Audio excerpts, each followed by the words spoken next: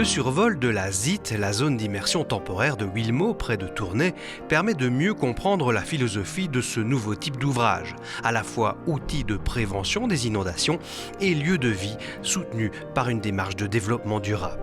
C'est un super beau projet, c'est loin des bacs de béton que l'on prévoyait.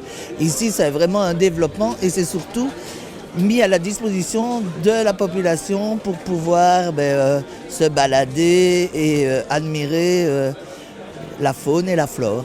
En fonction des inondations, on a mixé les solutions en deux sites.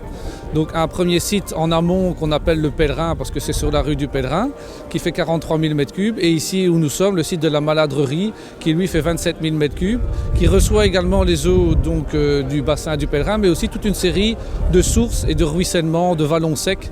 Donc c'était les deux endroits idéaux pour stocker de l'eau.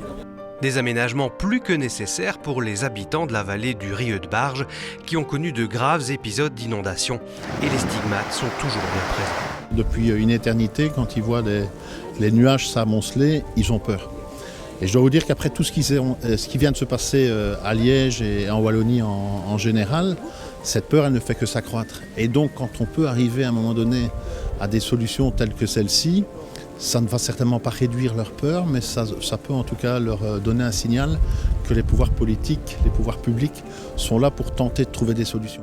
Des solutions qui sont venues de la collaboration entre communes, région wallonne et province de Hainaut, chacune apportant ses compétences propres au service du projet. La province de Hainaut a réalisé des études hydrographiques pour le dimensionnement des deux sites et a collaboré en partenariat avec la région wallonne pour les travaux.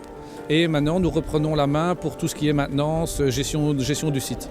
Chaque semaine, des agents provinciaux veillent donc à l'entretien des ouvrages hydrauliques régulant le débit de l'eau, mais aussi à la faune et à la flore. Ce ne sont pas les moutons en éco-pâturage sur le site qui s'en plaindront.